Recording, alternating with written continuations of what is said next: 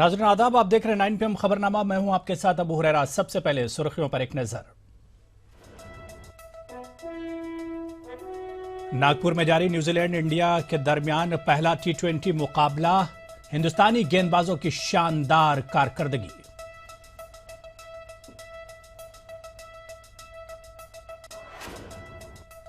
खवातीन T20 आलमी cup, team India ने बांग्लादेश को 72 रनों से दी शिकस्त।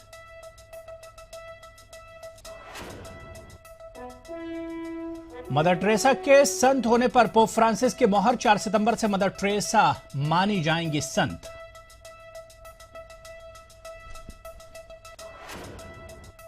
रियल एस्टेट बिल राज्यसभा के बाद लोकसभा में भी मंजूर, वेंकैया नायडू ने कहा अब गाहक होगा king.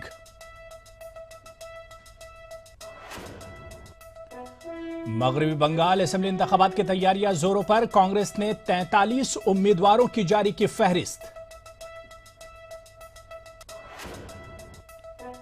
NCP leader Chhagan Bhujbal को पेश किया गया खुसूसी अदालत में, 17 मार्च तक 2 दिनों की ईडी की तहवील में भेजा गया। कन्हैया के खिलाफ कार्रवाई की अपील वाली अर्जी खारिज, उमर खालिद और अनिर्बन की अदालती तहवील में 14 दिनों की तौसीह, जमानत के लिए दाखिल अर्जदाश कल समात। और असदुद्दीन अवैसी के खिलाफ इलाहाबाद हाई कोर्ट में PIL दाखिल, अवैसी ने कहा मुझे अदालत पर है पूरा यकीन।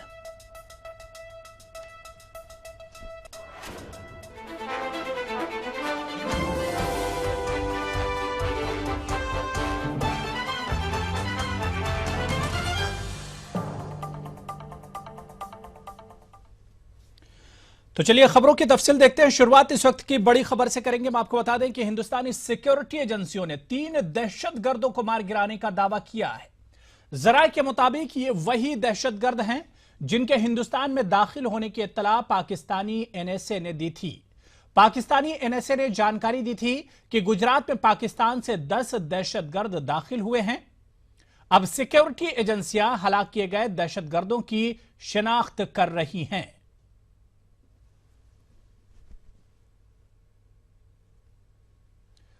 आगे बढ़ेंगे। महाराष्ट्र सदन घोटाला और मनी लॉन्ड्रिंग के इल्जाम में गिरफ्तार महाराष्ट्र के साबिक नायब वजीर आला छगन भुजबल को आज अदालत में पेश किया गया, जहां उन्हें 17 मार्च तक 2 रोज की ईडी की तहवील में दे दिया गया। वाज़ेह है कि छगन भुजबल को ईडी ने पीर को गिरफ्तार किया था।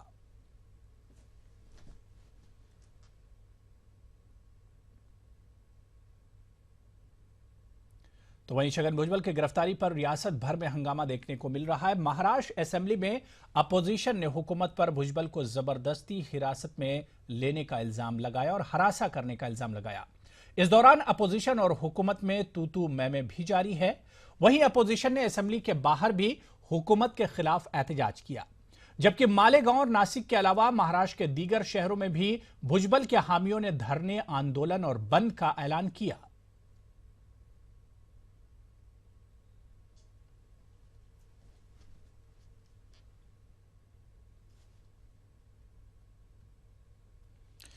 तो चलिए यहां पर छोटा सा ब्रेक लेंगे।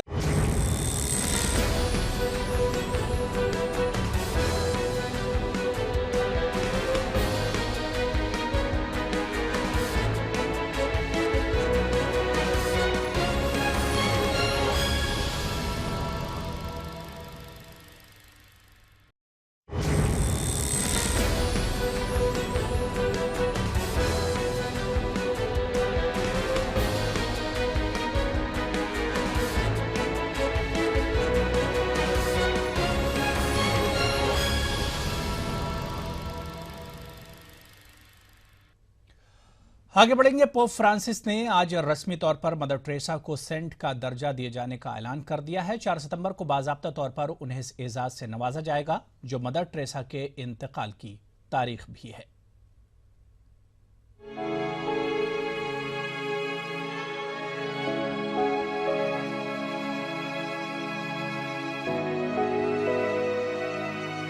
मारूफ सामाजिक कारकुन मदर टेरेसा को सेंट का दर्जा दिए जाने का रस्मी ऐलान किया जा चुका है।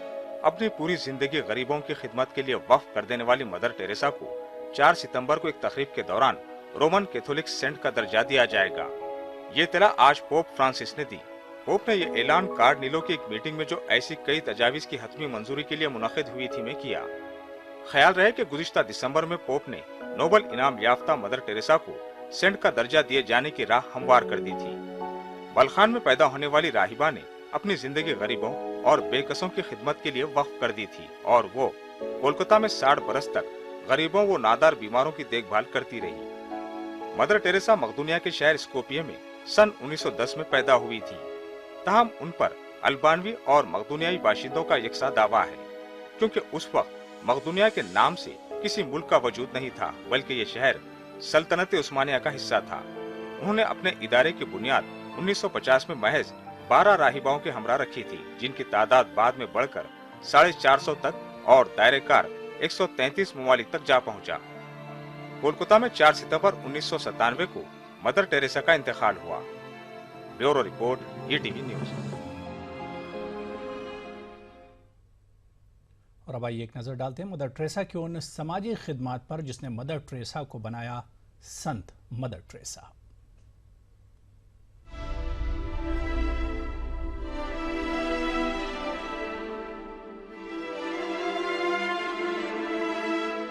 मदर टेरेसा की पैदाइश 26 अगस्त 1910 में मैसेडोनिया की राजधानी स्कूपजे में हुई थी।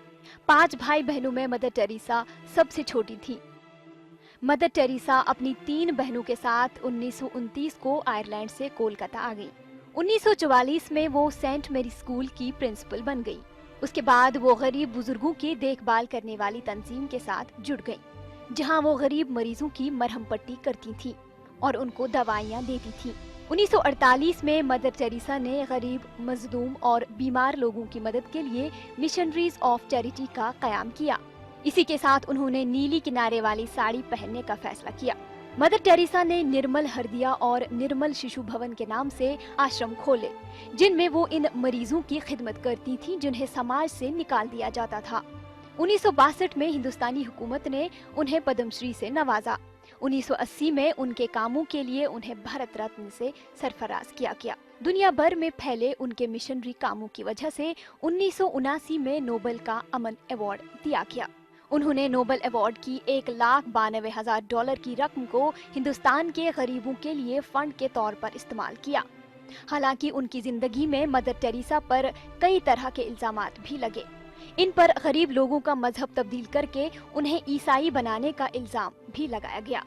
मगरिबी बंगाल में उनकी काफी मजम्मत भी हुई, लेकिन कहते हैं कि जहां कामयाबी होती है वहां मजम्मत भी होती है। 5 सितंबर 1997 को दिल का दौरा पड़ने से उनका इंतकाल हो गया। उनकी मौत के वक्त मिशनरीज ऑफ चैरिटी में 4000 सिस्टर्स और 300 लोग काम कर रहे थे। उनकी ये मिशनरीज आज भी मुल्क में समाजी खिदमात के कामों में लगी हैं। Bureau report, ETV news. यहां पर रुकेंगे एक और छोटे से ब्रेक के लिए।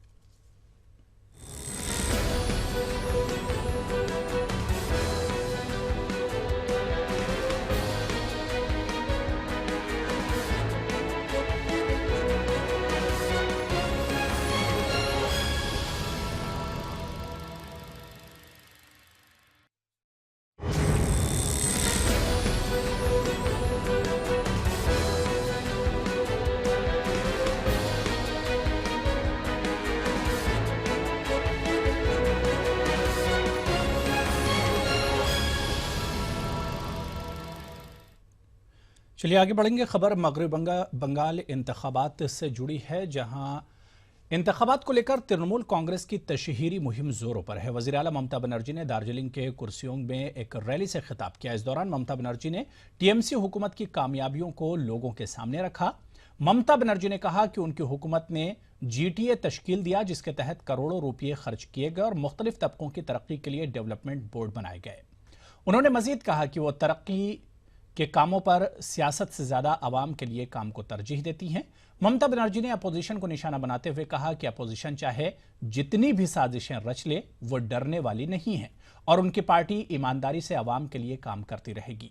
ममता बनर्जी ने अपोजिशन को साजिश के बजाय डेवलपमेंट पर मुकाबला करने का चैलेंज किया।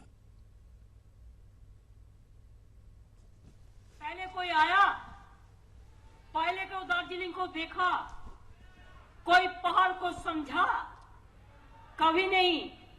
और हम जब आने शुरू किया तो हम आते ही रहेंगे। अगर हमको आने देने के लिए आपका दिल में थोड़ा से प्यार जाएगा है तो एक दफे तृणमूल कांग्रेस का उम्मीदवार जोड़ा फुल चिन्हों में वोट दिनु।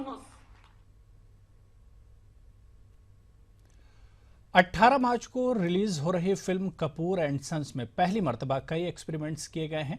ईटीवी न्यूज नेटवर्क के द जेसी शो में कपूर एंड सन्स की टीम ने कई और दिलचस्प बातें साझा की हैं।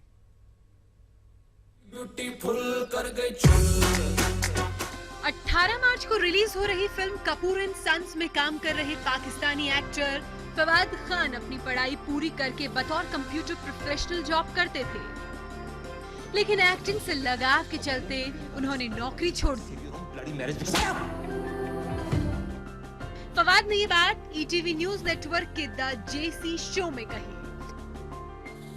जब मैंने ग्रेजुएट किया फाइनली तो बेगम की तरफ से एक गुजारिश आई कि थोड़ी देर के लिए नौकरी करके देख लो। नौकरी की 9 to 5 की। मैंने बहुत कोशिश की कि मैं कन्वेंशनल करियर भी बना सकूं, बट मुझे कभी किसी ने एक्सेप्ट नहीं किया किसी जॉब में।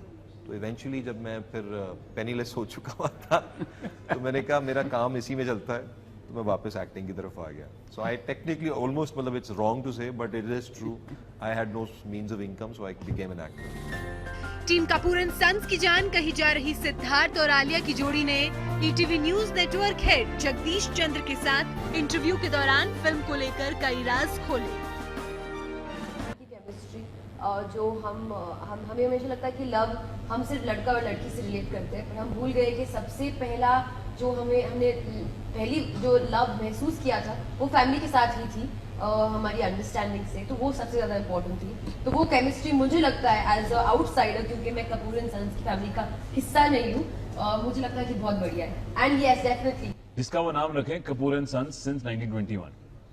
तो फिर उनकी क्या क्या मुश्किलें आती हैं वो तस्वीर खींचने में, फिर कैसा कभी मुश्किल होता है एक अच्छा हंसी मजाक का माहौल रखने में, क्योंकि फैमिलीज में इश्यूज भी होते हैं, गुस्सा भी होता है, प्यार भी होता है। तो इसी के इसी दायरे में एक कहानी है शकुन बत्रा ने बनाई है। हम दो भाई प्ले कर रहे हैं, ये हमारी गर्ल नेक्स्ट डोर है। करण जौहर की इस फिल्म में कई एक्सपेरिमेंट्स भी किए गए हैं, जैसे कि फिल्म के म्यूजिक को कंपोज करने के लिए अलग अलग म्यूजिक डायरेक्टर्स को लिया गया है। कपूर एंड सन्स से जुड़ी और भी दिलचस्प बातें जानने के लिए देखिए कपूर एंड सन्स का पूरा इंटरव्यू द जेसी शो में। Bureau report ETV news.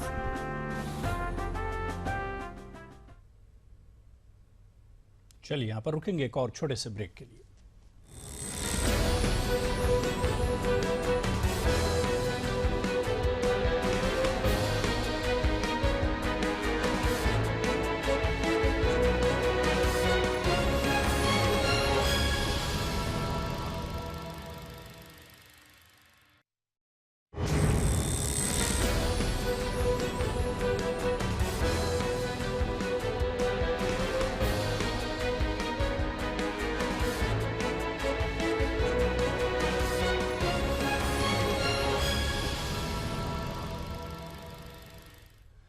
JNU-SU leader Kanhaiya Kumar के खिलाफ कार्रवाई के लिए दायर मफाद आम्मा की अर्जदाश्त को दिल्ली हाईकोर्ट ने खारिज कर दिया है। अबूरी जमानत पर रिहाई के बाद कन्हैया की जानिब से की जा रही नारेबाजी और फौज के खिलाफ रिमार्क्स करने के मामले में कन्हैया पर कार्रवाई की अपील की गई थी।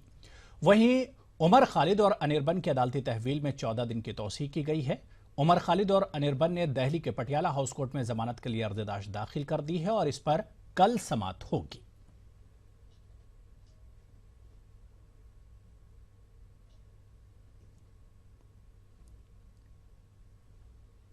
हिंदुस्तान ने 5 पाकिस्तानी डिप्लोमेट्स को मुबैना आईएसआई और डिफेंस लिंक की वजह से बुध को आलमी टी20 क्रिकेट मैच देखने के लिए कोलकाता आने का वीजा देने से इनकार कर दिया है। हिंदुस्तानी जराये ने बताया कि 2 डिप्लोमेट्स को पाकिस्तान बांग्लादेश क्रिकेट मैच के लिए कोलकाता जाने की इजाजत दी जाएगी, जबकि 5 को इजाजत नहीं मिलेगी क्योंकि इनके ताल्लुकात आईएसआई और फौज से हैं। पाकिस्तान ने इसे अफसोसनाक करार दिया है।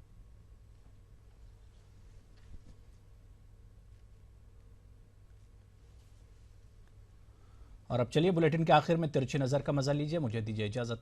आदाब।